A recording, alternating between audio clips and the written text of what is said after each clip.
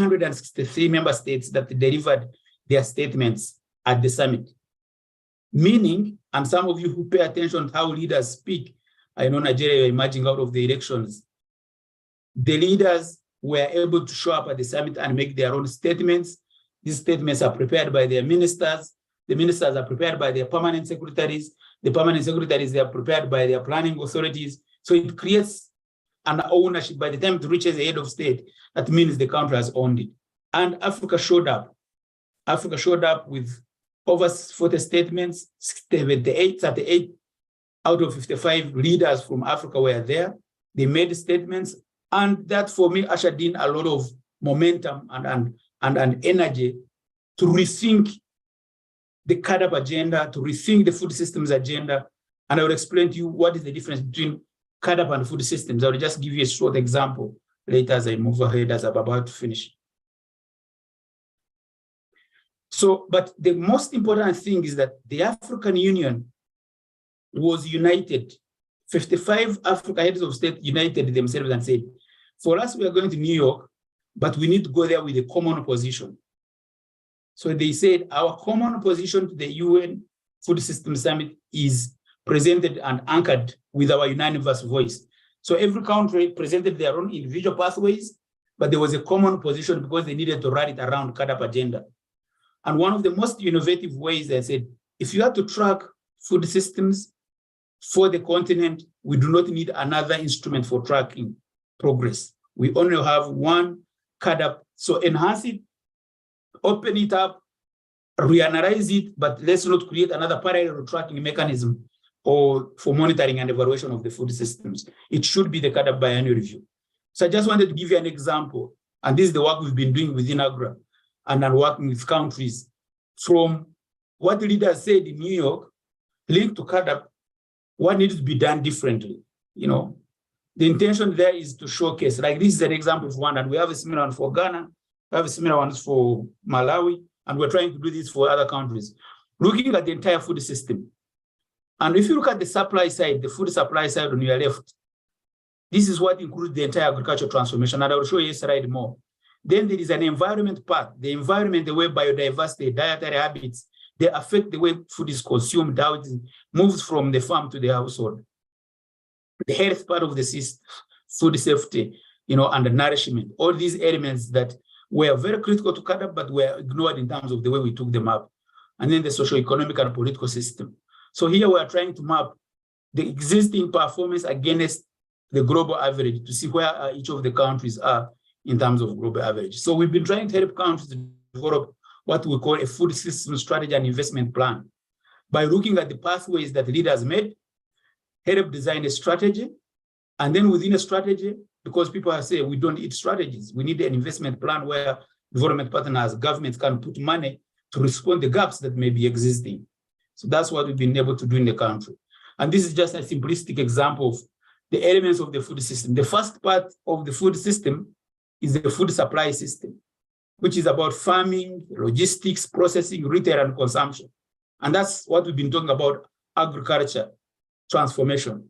So if you don't bring in biodiversity, climate change, pollution, prevention, care and wellness, food safety, media, education and culture, policy, regional, regulations, governance, all these are very critical to the way you produce food, the way you get it to the consumer's table because of the dynamism and the complexity of the entire food system. So that slide was basically to showcase to you what the diversity of the food system compared to CAADP and the biannual review. This is just an example of the strategy, how it looks like, based on the gaps that have been identified in every country. And once you identify gaps, then you are able to know priorities, because gaps means that you don't enter in a country like Nigeria and think that we've been doing nothing to tell us about the food system. But you have to look at, from a health perspective, from environment, from agriculture, what are the areas that are not invested in that we could actually change the way the food system is thought about. So that's a strategy that we've developed. And within the system, you develop like a business case, an example, an investment opportunity that a different partner can put in resources. And really look at it from what is the investment cost, how is this disaggregated between what the government itself can invest in, what the private sector can invest in, This is an example of a small-scale solar irrigation facility that is largely like $50 million, but 45 of these 50 million are for private sector investment. And then government can leverage and blended finance of around 10 million to be able to drive the sector. So we have so many of these across the continent. So this is my last slide, my colleagues. What have we been able to do? Build the outcomes of the Food Systems Summit, where countries showcase their models. Move pathways, from pathways, pathways and game-changing ideas were ideas that the presidents made and opportunities that came out of the national dialogues. Shift them into investment plans and strategies. So that's what we've been trying to do in box 2, Rwanda, Malawi, and Ghana, and build business cases on what that looks like.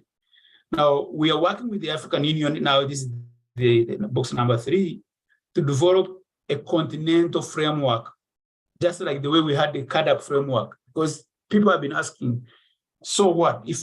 How do I now begin to embrace the food systems agenda in every country? So NEPAD, together with the African Union, are developing a guidelines with our support to mainstream food systems into countries. And this guideline is almost ready and to be showcased in every country to see what is happening and the progress. And then lastly, AGRA, the organization I work with, hosts a premier platform called the AGRF, the Africa's Food Systems Summit, or a Food System Forum, that brings in private sector, civil society, farmers, youth, global business leaders to see what is happening as a lesson learning experience, but also showcase models that are practical, but also match-make business people who are looking for investments to those who already have opportunities in the countries. So those are the pieces of work that we continue to do to make sure that we drive both the CADAP agenda and the food system transformation in the continent. And I know I've taken relatively long, but let me end it there and thank you very much for listening. Wow. Exciting as always. Almost extempo. But we thank you. You can't thank you enough. Maybe I'll call you nickname now, BK. I just learned that one in your t-shirts that you took with your wife. I'm exposing the secret now, but it's fine. It's fine. You are awesome in your presentation. Let me allow you to take a sip. I like you like tea in Nairobi, but let me ask you this question.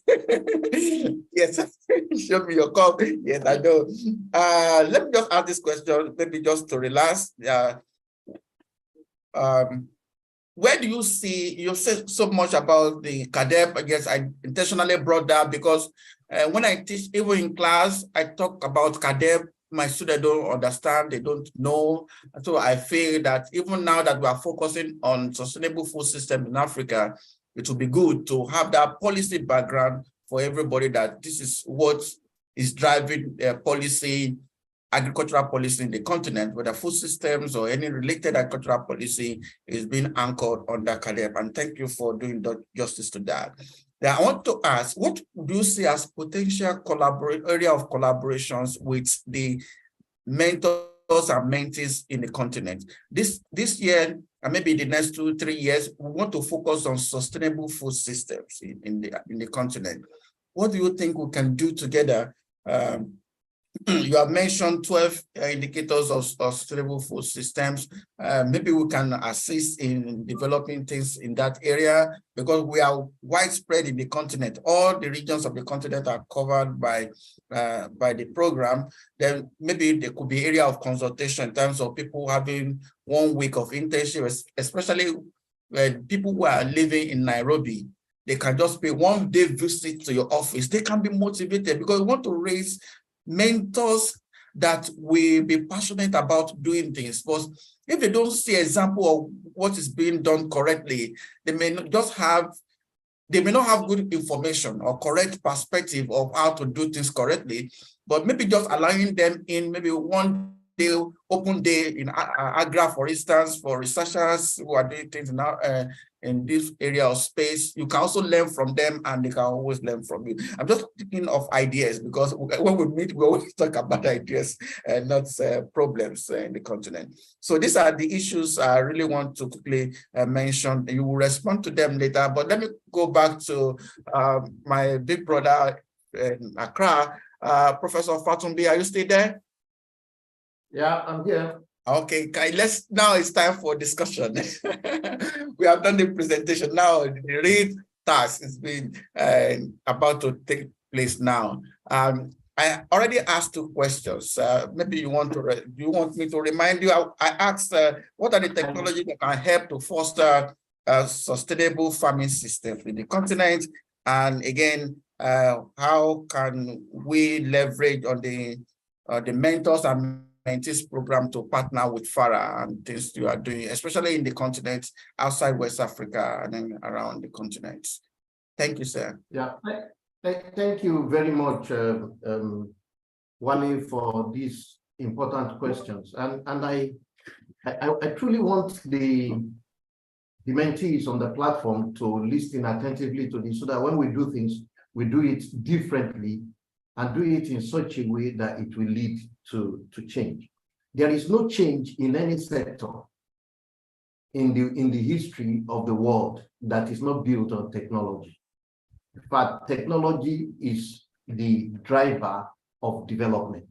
Now, but technology only cannot drive development. Technology needs enablers. And that is what I keep using in the course of my presentation, talking about institutional order and infrastructural order. And if you look at the graphics I show, you see that where you have technology and you have infrastructure without institution, you will just explore the system, and at the end of the day, nothing will change. You will just destroy your production resources. Where you have technology and you have institution without infrastructure, it leads to further frustration. So the three must work together. We call them enablers of technology.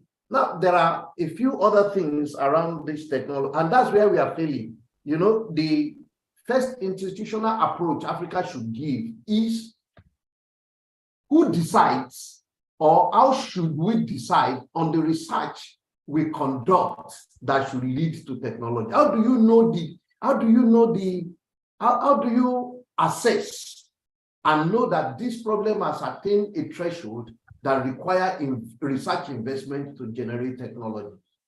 Someone said we have a lot of technologies. We published a paper in 2020, from 13 countries, data from 13 countries, that clearly showed that Africa did not have technologies. And some of the politicians, they put it and it become a stripe word. We have a lot of technology. What we need is to bring technologies to scale. You get that word?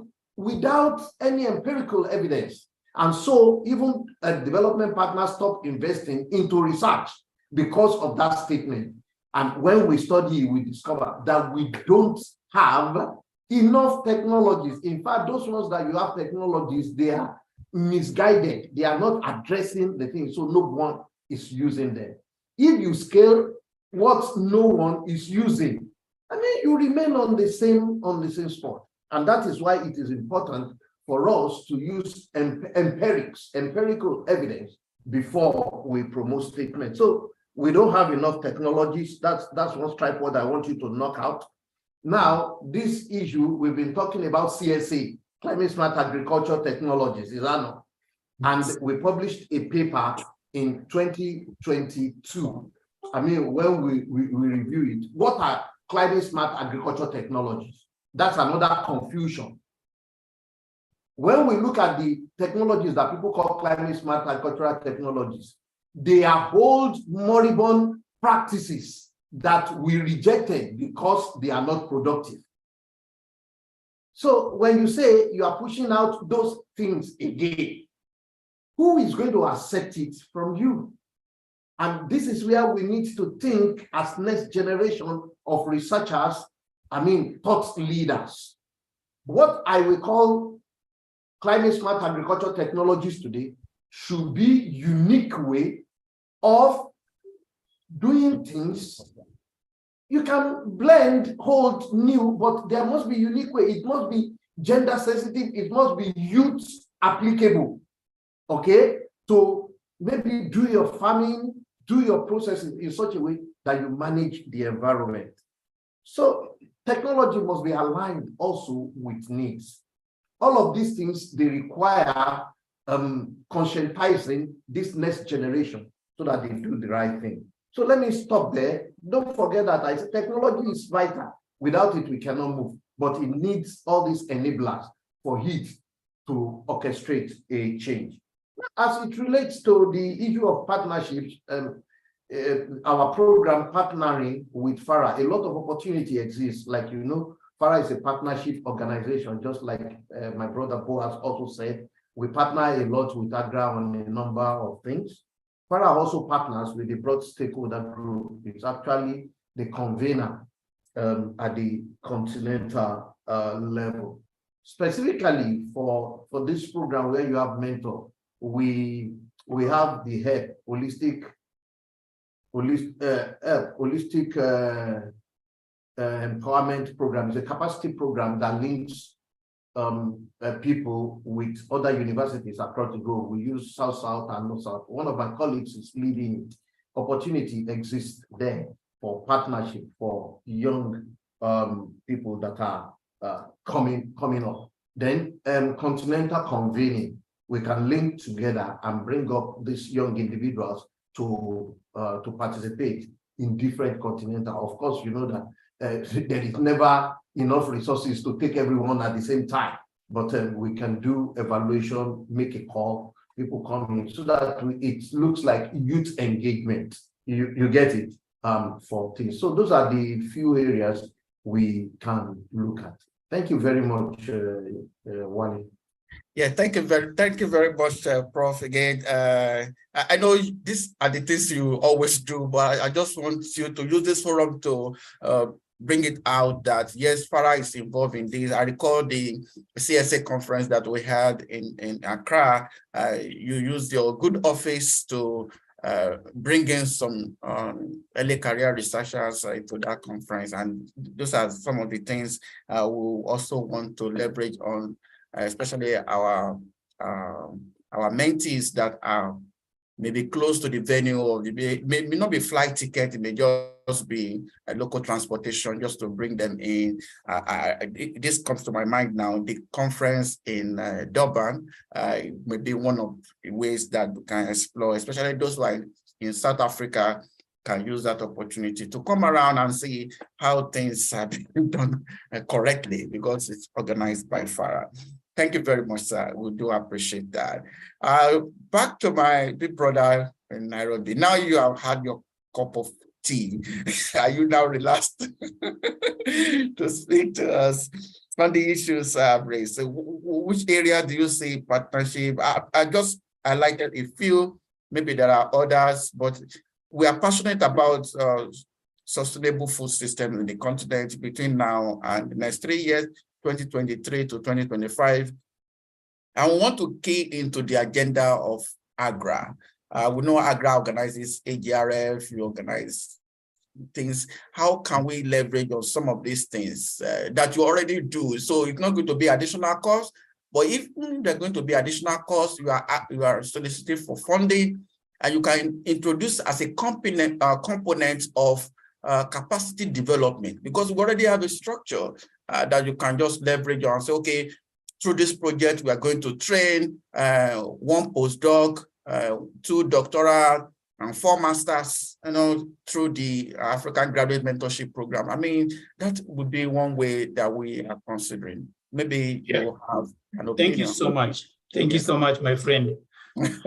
Can I ask you 2 questions, just a yes or no, to contextualize my question? Yes. And one of the most things I am liking is about the mentees. Yeah.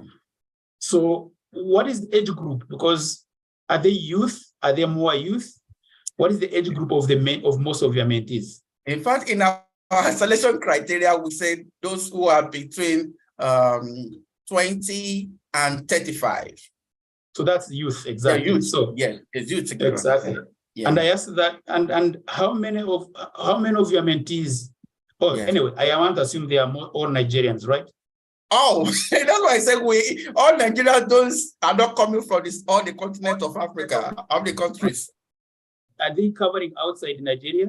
Yeah, that's what I said. We have mentees in all the regions: Northern Africa, East Africa, Southern Africa, West Africa, Central Africa. And all the 5 regions. I apologize for not hearing that properly and asking again, just to confirm. Yeah, it was and here is the reason I was asking. Okay. Because as AGRA, we are establishing a program focusing on youth in agriculture for jobs. And in the program, our focus is that we build the capacity, first of all, expand the agricultural business and space, more SMEs are created for youth and jobs. But we have a space for mentoring, inspiring, and strengthening the capacity of youth to be able to create jobs. At continental level, we have a continental pillar of which it focuses on how do we make sure that we are facilitating exchange and peer learning. As you write, and some of the studies that most youth run, when they see doing it, they are likely, the probability for them to do it is high. Exactly. And therefore, a peer-to-peer learning is so critical that we believe that the moment you bring these mentees to a certain session or even facilitate them to be at the AGRF, with not just AGRF to listen to the big people or guys like me speaking, but create where you can really bring a coaching, a mentorship program around how to showcase models that are working in each country. And not only at AGRF, but also begin to create opportunities for visiting different countries to see how a real business incubation is being done. The intention is jobs. The intention is to inspire. The intention is to create peer learning. The intention is to make sure that we are helping the youth to identify and create jobs, and also those who are already in the jobs to expand their businesses, to be able to, because the business, when they expand, they create additional jobs. Yeah. So I just wanted to announce that this is a program will be starting this year for the next 5 years. And I'm just only saying it because this particular mentorship program that you have started is going to be listed as among the ones we will target to be able to use the mentees to facilitate these particular learnings. Because what I know that on the continent we are lacking many of this type. We have the CADAP Youth Network, which you know very well. Yeah. It's just a little bit limited in the space. We have the AU Youth Agribusiness Strategy, but it's just being led by a few people. So platforms like these for us are the entry point. And I'm hoping that I'm answering your question directly, that we will have to be very, very deliberate. And I don't know whether I'm putting myself on the spot, but I don't, as long as my job is to help and create opportunity for people like you and people who have showed up to, to mobilize youth, to make sure that you are creating opportunities for them, to push us to come and speak to them and go back and think about knowing that they are there, is going to be our daily business. It's not a favor. We are paid to do it, but I'm also having a passion for making sure that the youth are able to learn more from their colleagues. They are able to be mentored, and only then we will see the Africa that we want, a better Africa, very well grown, and we'll push for it. Yeah, thank you. I feel like clapping, applauding that. It's like, giving us everything that we ask for 100% in this case. But again, we know that if we are doing the right thing, the provision will come along the way. What is important is just start the process and it will move. So on behalf of the board of this program, I want to thank you for acceding to that request. I don't want to be the only one asking this question on behalf of the mentors and the mentees. Maybe there are some questions in the chat room that I would want to, or I saw, yes, Dr. Awotide, would you like to use your microphone to ask your questions? You can post your question to any of the speakers. They are friends that you know. Hello, good morning, everybody. Thank you so much for this wonderful and insightful presentation. Can we see your face, please? No, please, I'm not in a position to show my face. Okay. Okay. Can we know your location and your office? I'm in Mali. I'm in Bamako, Mali. Okay, so, thank you. Yeah, that's my current location for now. All right. Go Yes, ahead. I'm responding to. I don't have any question for now, but I'm just responding to what Professor Wole Fatubi said concerning climate smart agricultural technologies. Yeah. And I was trying to give a further explanation that indeed there are CSA technologies that are currently being disseminated in Africa. But the main thing that I noticed, having worked on such a project for more than 3 years now, I can categorically say that the classification would depend on the location. If a technology cannot survive, for instance, in the Sahel region, you cannot say such as climate smart. Because when you talk about climate change effects, you can see it here. We experience it here. Farmers are going through it. So if you bring such a technology to another place, and they might not really survive, because for instance, we talk about a maize variety that can still grow even with just 2 weeks of rain, you will see harvest. So that can be classified as climate smart, or a kind of a technology that can survive under flooding or drought. Those are the kind of climate change effects that you can experience here. And then if you have such a technology here and they are still surviving, farmers can still produce, they are still harvesting, I think that can be classified as climate smart. That is my own opinion. Yes, thank you very much. What I can also get from your intervention is that the farming system, its standpoint is the farming system. The farming system may not change, but due to other factors, you need to consider certain things to add. And we also did a study on suitability of irrigation, because when you bring blankets technology and say climate smart agriculture, then you say, okay, one of them is irrigation, but it's not everywhere that irrigation will be profitable. So we also look at profitability of some of these things and the trade-off. But essentially what is important is sustainability of these things, because climate change variability comes as form of variability. Therefore, it is difficult to predict the sustainability at one point. Professor Fatubi, you want to say something to that? I think it's just a compliment to what you said earlier on CSA. Professor Fatubi, are you still there? Okay, maybe he stepped out to take, what do we eat in Ghana now? It's lunchtime in Ghana. Okay, do I have any other questions for distinguished speakers, please? From the mentees now. Or maybe I should identify some regions, because BK was wondering, is our program continental? You just asked somebody from Bamako. Let me speak to call Ahmed. Ahmed is from Algeria. Ahmed, do you want to ask a question? Though you say your internet is not so strong, but do you want to ask a question or just want to say hello to? I think yes, just to convince Boaz. Hello, Doctor. How are you? Fine. How are you today? Am I audible? Yes, we can hear you. Do you want to ask any questions? Yeah, about youth engagement and opportunities for collaboration and things? You are free. Yeah, thank you so much, Doctor. I was listening both of our presenters. They were really giving us the knowledge that we need to know about what's going on in our continent. So getting to the point straight, I was thinking about the gaps in our continent, and I saw that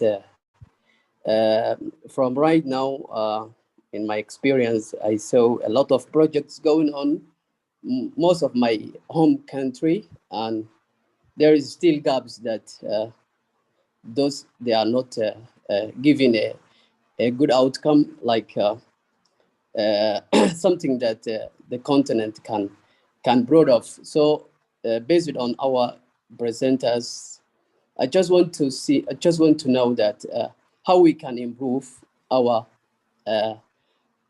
continent in terms of production, in terms of technology. Can we like see come up an idea that maybe modeling thing setting up an idea that can we test one country.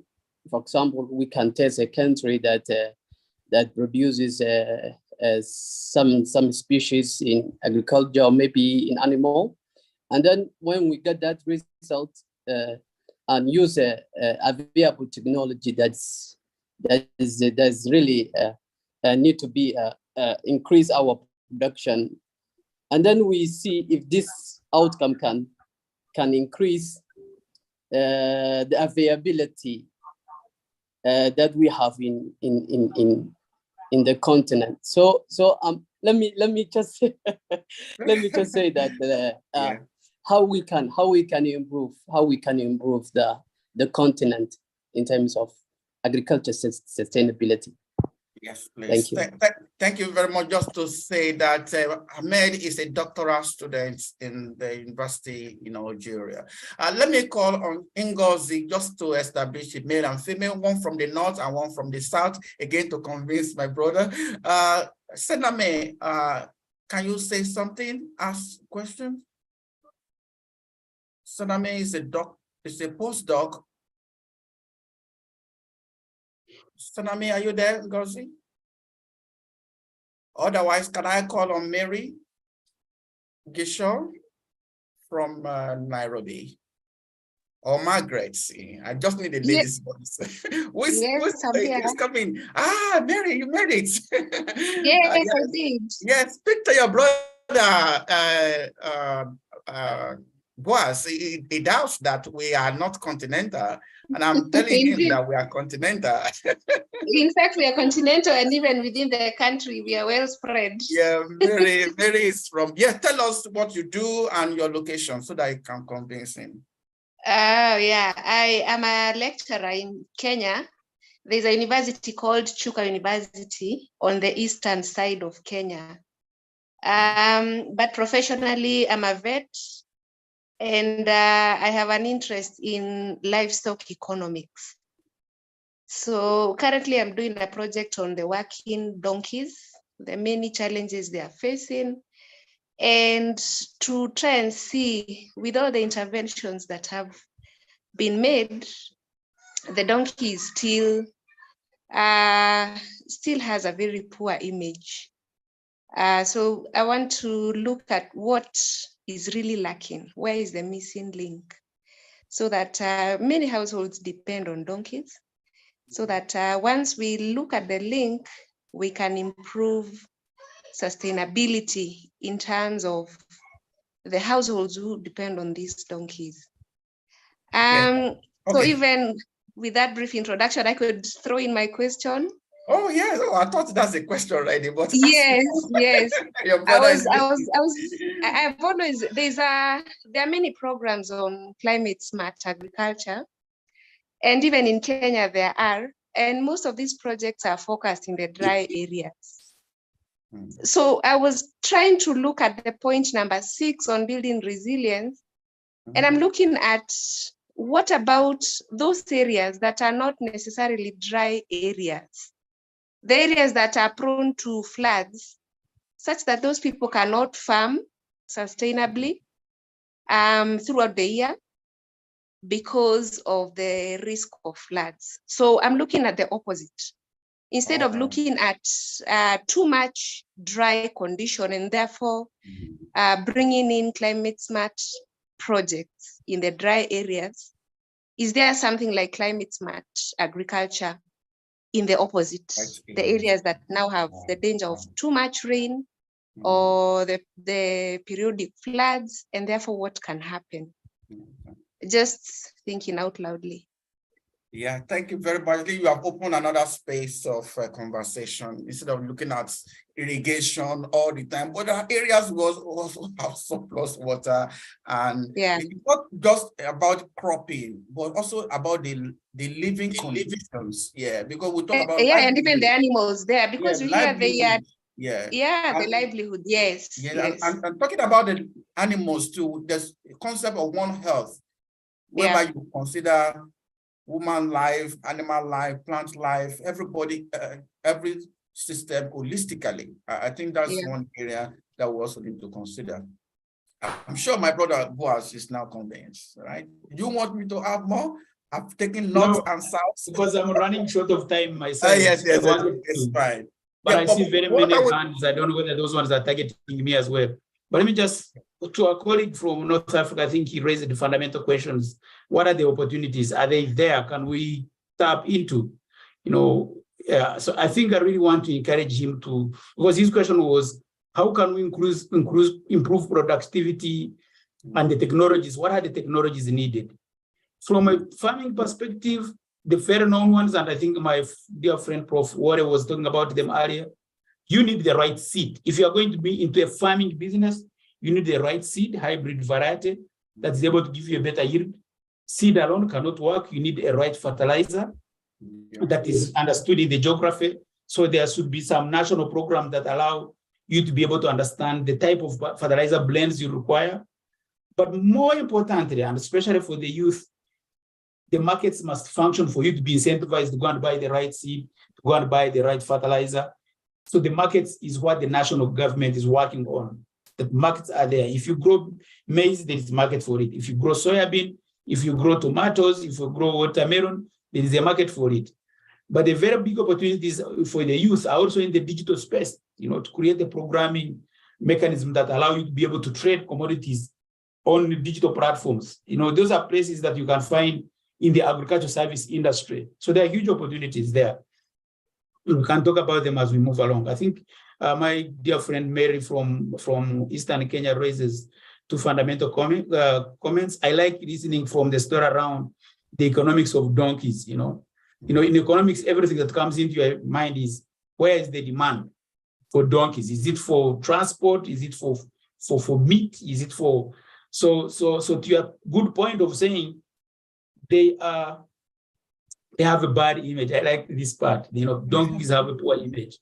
I don't know, that's sort of the mindset of us individuals, and you're trying to look at what are the opportunities to increase that image. But that was for information, and I like the way you've phrased it. But from a resilience perspective, your question around resilience in many cases is seen from the drought perspective. Too much drought or lack of rain, and therefore what needs to be done. But we also have the opposite of that, and we've been studying it. In fact, recently, I think 2 years ago, we wrote a paper on the floods that hit Eastern Southern Africa. It was called the impact of El Nino-induced changes in Southern Africa, where most of the Southern Africa countries were hit by huge floods that washed away a lot of not only household products like livestock and houses, but also washed farms away. So some of the solutions that we begin to think about, especially from an agricultural perspective, is adopting some of the technologies like tubers that allow farming households to recover faster. If it's for example, potatoes or the ones that really grow, or cassava, the probability of them not being washed away is high compared to when it is like maize and hit by hailstone. That's too much rain or hailstorm, and they can disrupt the farms.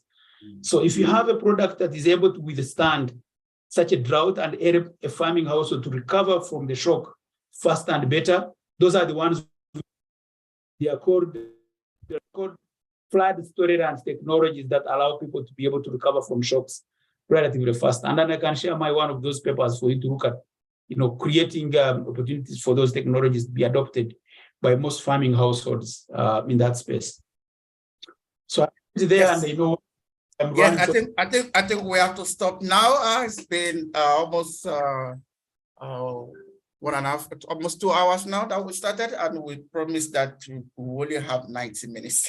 So we apologize for this. I will call on Okpeyemi to give the vote of thanks. Then we'll say announcement later, then we go. But let me thank our guest speakers, Boaz and Professor Fatumbi. I think he has stepped out, but we appreciate you for this, and we have opened the platform for that discussion on ways to collaborate. And we sure maybe starting point is I need to give you the mapping of the mentees and mentors, what are the areas, what are they doing, where the locations. Mm. So then prepare a short concept note that we can throw around in case there are fundings to support in the different regions of the continent. So thank you very much. I promise I will do that the next 1 week. Okpeyemi Odola, please give vote of thanks on behalf of all of us. Thank you, sir. Good Are you sure afternoon. your face, please?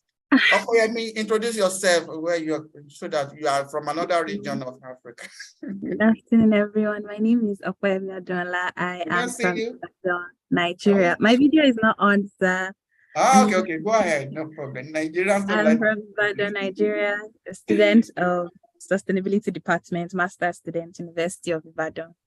I'd like to say thank you very much to our two guests, Professor Wale Fatumbi and Professor Boaz Kizire, from you to my pronunciation. Thank you so much, sirs, for the very expository presentations on farming and food systems. On behalf of all the mentors, the president of the coaching program, and all mentees, would like to say very big thank you, and would like to partner with you, would like to hear more from you, and believe this is just the beginning of this great work. Thank you so much. Yes, Professor Lau, there are so many questions on the chat. You can send them by email. I can respond to them later and then send them back. Okay, we will do that. We'll copy it. Okay, can you please help me to extract all the questions and send to me later today? Thank you very much, boss. Thanks to colleagues in the office. I appreciate all of you. Bye for now, please. Okay, mentors, dear mentees, please stay. Let's quickly have this a brief discussion. I wanted to give you the agenda, an announcement. Let me see if I still have that. By the way, did you enjoy the presentations? Yes, we did. Okay. I'm happy. It was intentional. I wanted to bring both of them. I know they do a lot in the continent, in the space that we are considering, and having both of them and committing both of them publicly will help us. So I can just follow up with them and say, oh, we discussed this the other time. What are the opportunities? And I know they organize meetings every year. So my focus this year is that all of you, you must have opportunity to at least attend one physical conference where you are, at least. I know it will be difficult to have flight tickets to travel from country to country, but at least where you are, where other people have come, you should also meet them there. You should be the one hosting them in your country. So we're exploring the opportunity in Nairobi for the agroecological conference. Some of them have received. Mary, do you want to say something on that? What's the updates on that? I know some of you have received acceptance and rejection, maybe sometime. Mary James? Is she still there? Is it Mary or Margaret? Sorry, Margaret. I don't know why I'm missing Mary and Margaret. Okay. Okay, I see now. Maybe Margaret will say something now. Margaret. Yes. Margaret, are you there? Okay. I'm here. Oh, say something. You are quiet today. All that right, was an amazing presentation on the agricultural systems, and I totally agree on maybe visit here and there to see the systems that are already working and what we can already learn and start implementing in our, small spaces. Like as youth, we don't really have much land because land is owned by our parents. But considering urban farming, online things, developing applications, facilitating engagements, there are a lot of things that I do. I'm doing research again. Totally. Okay, now talking about the agroecological conference, do you have any updates on that? They already sent the verdicts. Like if I don't know who has received an acceptance, but for me, they said the theme and my work wasn't really aligning with the conference they're trying to prepare. Jennifer, and also, Jennifer received an acceptance, I guess. Cargo. Jennifer Cargo, yes. And she told me about the fee, and I said she should not worry, she should process the full paper. Is Jennifer here now? Jennifer or Moses? I can't see that. I can see her.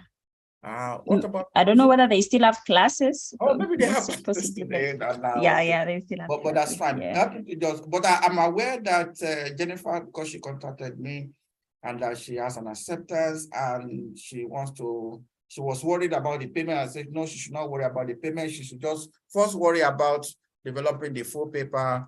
Then we'll talk about the rest later, because I will be asking for waiver anyway. So anyway. Okay. But I just as we discussed this last month or this month now, early this month, that we're coming through another platform, not necessarily as presenters, but as volunteers to assist for the conference. So even though your paper may not be accepted for presentation, but you still we will still have opportunity. I'm praying, yes. You still have opportunity to participate. I hope so. Yeah, and volunteer to so. serve. Yeah. Because it's going to be a big conference, and you have you will be inspired. Yes, that's the essence. Some of the things that I'm having very useful to me now, that I'm doing now, giving back to you now, are the things that I garnered when I was attending conferences, even though I was using my money. But I came to a point in 2017, I said, I promised God, I don't want to ever use my money to travel again. So at that point, I was looking for opportunity. If anyone is not sponsoring me, I don't travel. So, but I feel now that I can also be facilitating that, leveraging on my network to help younger people like you. Yeah, essentially that's what I'm doing. So thank you for the feedback on that, but look forward to it. It's next month, March 22nd or 20th to 24th or so. So will Nairobi. you reach out to them about that? Yes, Sorry? yes, I'm in touch with them. David Amudavi promised he will get back, but I'm just taking some time. I know what it takes to organize conference, so I don't want to be putting pressure on him, especially when I'm asking for a favor. So I want him to sort out. I know now they are responding to acceptance or rejection, and also asking for people to pay for the conference, because the venue they want to use is very expensive and they need to raise money. Safari Park. So if you are going with asking them for free when they are looking for money, it's not a good mood for them now. So I understand the mood, and I will ask them at appropriate time. Maybe next week I'll just follow up. Yeah. Okay. So that's what I want to do for Nairobi. For those in Nigeria, of course, we have the Secularity Africa Conference. Yeah, that would be. And those who are maybe in West Africa, like those who are in Benin Republic, Ghana, Togo, maybe we'll see what is possible. Then there's also a conference being organized that will be organized by Farah. I mentioned that in the course of the webinar, that we this program, that we need to work with Farah for the Durban conference. So that will be held in South Africa.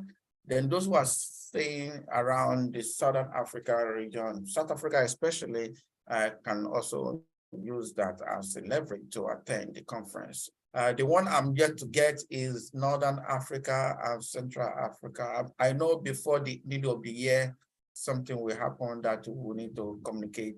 And thankfully, we'll see how Sohi, how are you? Do I speak French to you now or speak English? Okay, can you unmute? Yes. Are you still there? Sohi, please. Oh, you are speaking, but we can't hear you, right? Oh, okay. Okay, maybe she will log out and come in again. Okay. Can you hear us, please? Maybe not really. Okay, so I'm sorry, is in one of the mentors in Northern Africa. So I'm hoping that she will also inform inform us about opportunities to engage in that region. Because I want us to have some location-based interaction, because this is the first time. We have always interacted online. But from this third cohort, fourth cohort, we decided that we'll create more opportunities because of the review of the past 3 cohorts. And one of the things they always ask for, we need physical interaction. So that's why I want to create that minimal interaction. So are you back? Okay, oh, she's not able to speak. I don't know what the problem is, but it's okay. As I said, we'll look for opportunities for you. Maybe you can also, if you get any information too, that we can leverage, let us know. We may just be fortunate to know 1 or 2 of the members of the organizing committee whom we're able to work with to make that a reality. Coming back to announcement. Can you hear me? Yes, now I can hear you. Okay, Sorry. très bien. Yes, please. Did you hear what I said, please? A little bit, sorry. Okay, let me take it again. I was saying that we're trying to create some clusters of participation for the mentees, especially. For instance, in West Africa, we have the Circularity Africa happening in Ibadan. In South Africa, we have the FARAP conference happening in Durban. And well, we don't know. Also in East Africa, we have the agroecology conference happening in Nairobi. So we're thinking maybe you are aware of any program or conference that will come up in Northern Africa, maybe Tunisia or Algeria, that those in the Northern Africa can attend. Well, good afternoon, Doc. Good afternoon. Yes, I'll come back to you, Ibrahim. Yes. Well, about the conference, until now, we haven't already organized something about this, but for sure, for example, for CADEP, for example, we are trying to do something in Tunisia. So I hope if it will be the case, for sure, we can look for inviting peoples from the region. But until now, just what I said, that we haven't already something planified or something. Yeah. Okay, thank you very much. You're very welcome. It's my pleasure, really. Really. Good. Okay. Ibrahim, you wanted to say something? Ibrahim? Ibrahim from Ghana?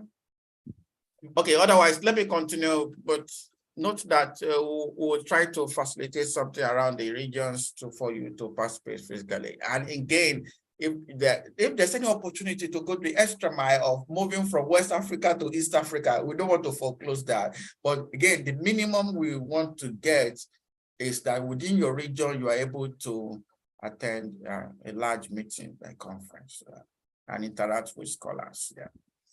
So I want to take you back to your deliverables so that we keep that in view as we do all these things. We wanted to take good photograph. Oh, I forgot.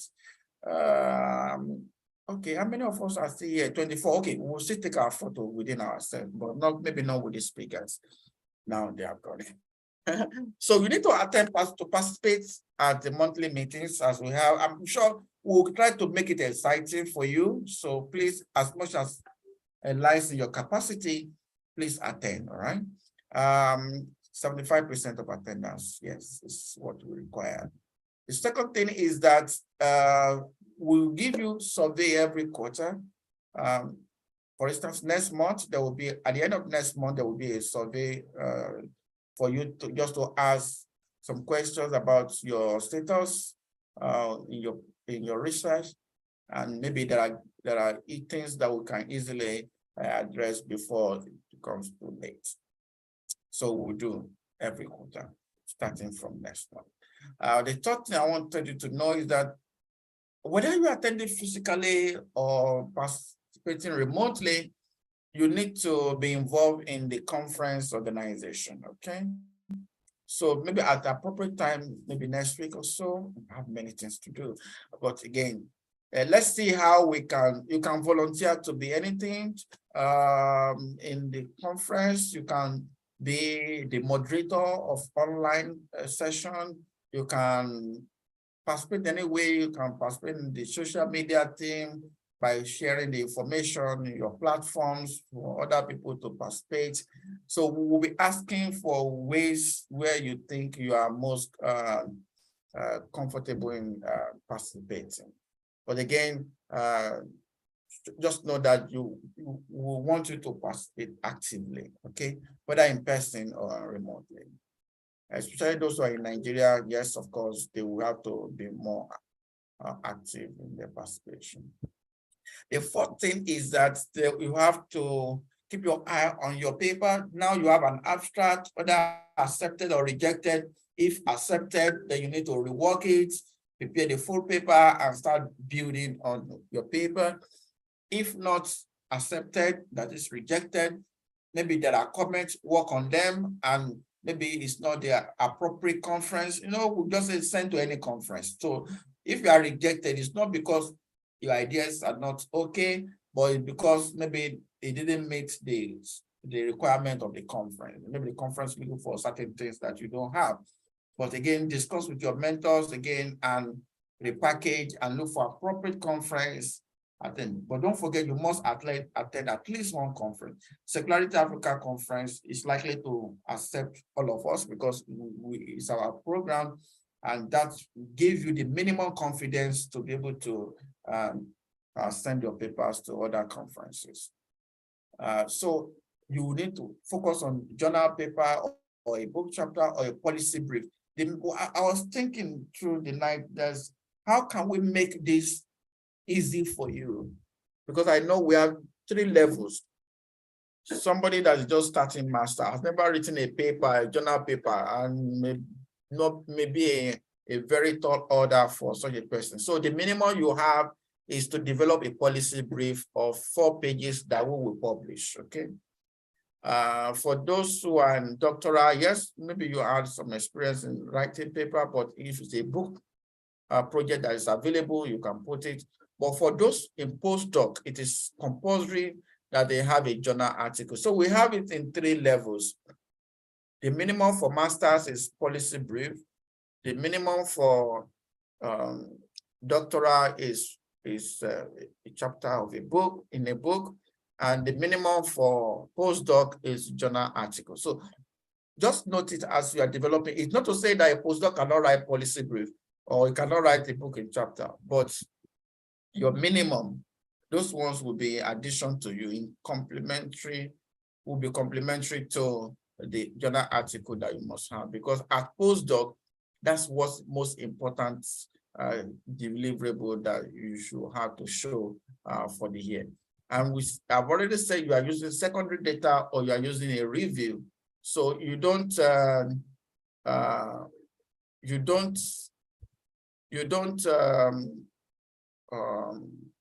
have to do primary data collection, all right?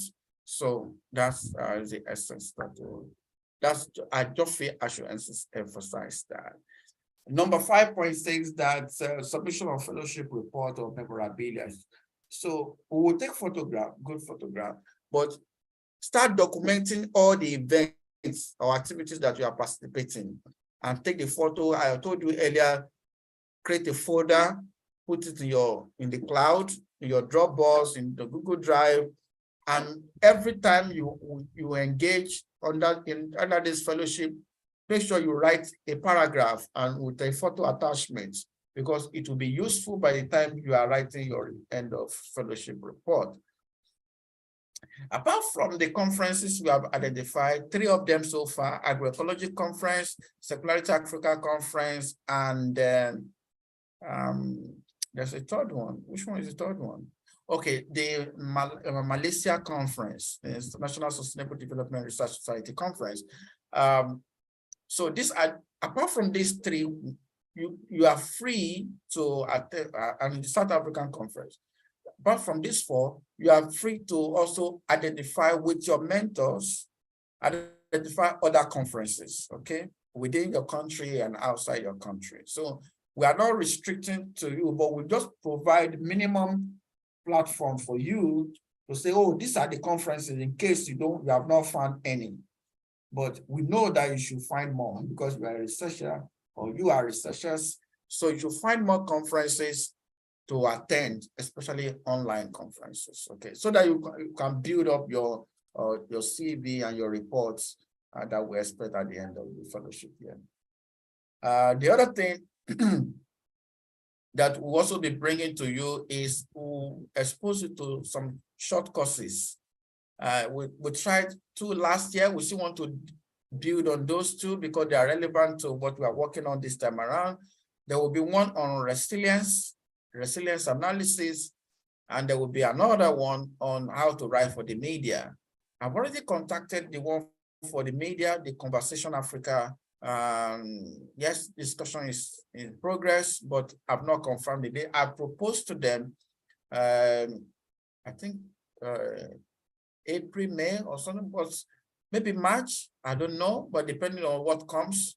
So beginning from next month, between next month and July, we're going to organize the 2 short courses. There may be more, but these 2, we already have relationship with the organization that will bring this on board. So I just wanted you to know those 2 things. Let me pause. I'd like taking feedback. Do you want to ask any questions based on this? I just feel I will be showing this every month so that you by yourself will say, oh, I've done this, oh, I need to do this, I need to do that. But we need to keep in remembrance of this. Otherwise, it becomes too late when it gets to the last quarter and you are thinking of, oh, I should have done this, oh, I should have done that. It should be too late by that time. Someone wants to say something? Akim, you have been so quiet. Akim Lukwa, you want to say something? I see you now. Gambo Abubakar.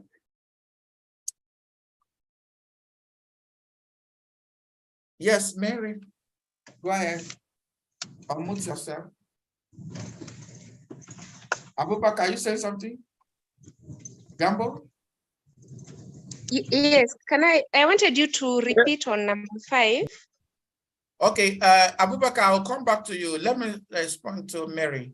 Number 5, submission of fellowship report. Okay. Yeah. You will be expected to write a report of the fellowship year, your activities, okay? But maybe something to help you. Go to the website of the AGMCP. Okay, maybe if I can show that now. Let me stop sharing screen. Let me see if I can go to the website and show you what I mean. Yeah. I always like to demonstrate. I don't like cramming things. Yeah? AGMCP. By the way, your website will be set up by the end of this week. Yes, so by next week, you will be able to see yourself on the website, right?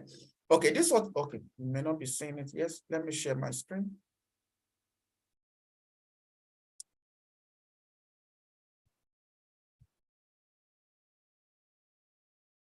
Okay, can you see my screen, please? Can you see my screen? Yes, we can. Okay, so this is what I mean. You will see this person, Marius Afofre. So this is the way you will be on the website. So this is for the last cohort. So because they have completed, so you will see memorabilia attached. So you click on this and you will see the reports that I mean, or what I mean. So this is his own report of his experience of last year. So the agenda I gave them is that there will be introduction. You will tell us about the experiences, activities, and output of the fellowship year. You will tell us most significant contribution of the fellowship to your professional career. You will tell us, you suggest for AGMCP management, maybe some suggestions for improvement.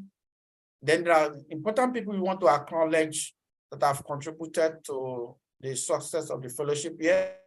You will say them here, including your mentors and the management of AGMCP. then you will give us your full contacts. So that's it. You see what I was saying, that you should keep photos and screenshots. For instance, he attended a webinar and he picked the screenshots from there. Yeah, and this other one, he attended the Circularity Africa conference and he picked that. Just to remember, then this one,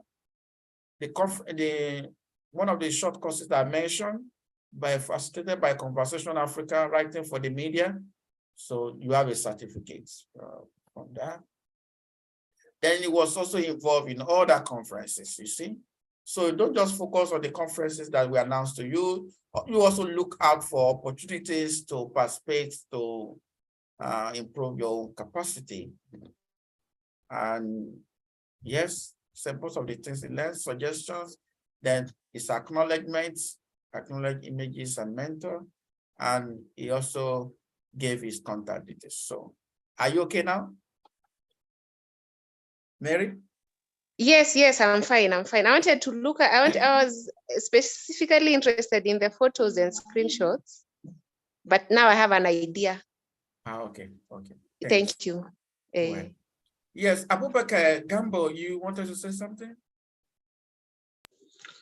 Hi, Doctor. I just wanted to say that I'm listening to you. I have listened to all the two presentations, especially the one on the Maputo Declaration. It was a point I have raised to state the food issue in Niger. So I was really happy to hear about Kadaf again.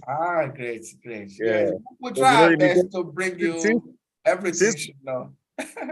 I was saying, since the Maputo Declaration, Niger has surpassed the share to allow 10% of the budget, but still the food issue lingers. So it's a problem. So it may not be, yes, again, it creates cause for asking questions and asking, is it about the money or about effects or the impact on the ground? Because you can throw money in the wrong places. You just say you are giving money to agriculture. Maybe you are just using the money to buy jeeps and buy travel to other countries. I think we don't know the utility of the funding, whether it's really going to call investments to change things on the ground.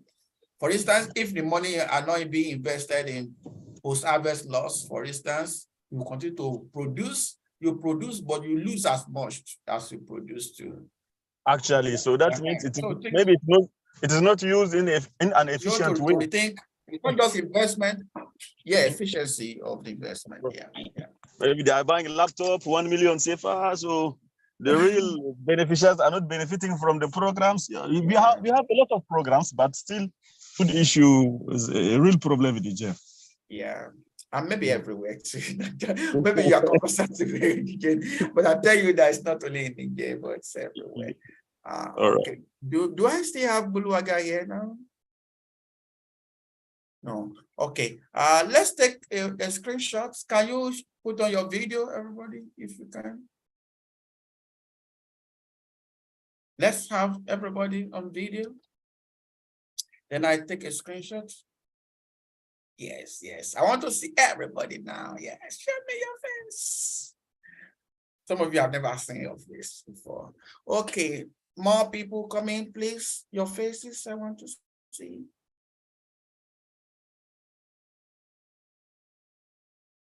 Okay, come on. Yes. More people, yes. Okay.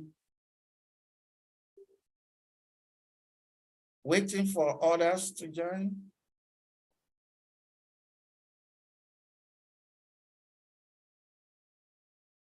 Yes, who has not turned video?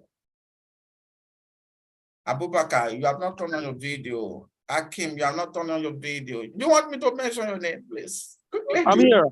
Have you seen me?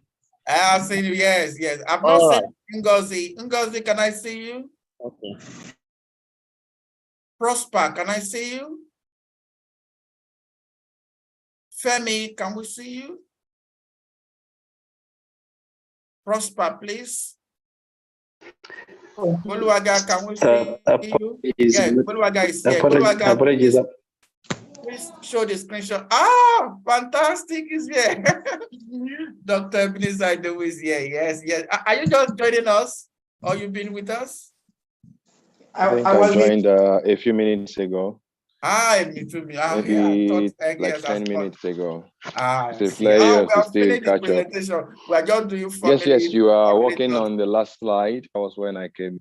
Ah, Time okay. to see Margaret James and Tita Voga and Okay, yes, the rest of other people have here. met you before. Okay, so okay, let's take screenshots. Please take from your end as I take from my end too. Everybody take photo. Yes, smile. Okay, smiling, smiling. And by the way, we're also on YouTube, so you'll be able to watch this on YouTube later on. And again, I encourage you to subscribe to our YouTube. The YouTube is Images Initiative. Just go on YouTube, Images Initiative, and you'll be there. Okay, thank you very much for showing your faces. Yes, good to see all of you. One more, if you want to ask any question, otherwise I want to close now. It's been more than 2 hours something in this call. Anybody wants to say anything? You remember something quickly to say or no? Anybody? Okay. If there's none, okay, I encourage you to have a wonderful week and look forward to other details from us for all today. Okay, let me say this. Today is the last day for submission of abstract for Circularity Africa Conference. So if you have not done that, please do it today because we'll close submission today. And from tomorrow, we'll begin to reach out to those who have submitted abstract on whether they are those abstracts are accepted or not. And again, it begins the process of preparation, rounds of preparation for the conference. Otherwise, thank you very much for coming and for engaging today. I'm looking forward to see you in the next webinar. Bye-bye. Thank you. Bye. Bye. Bye. Bye. Bye. Bye-bye. Bye-bye, everyone. Bye.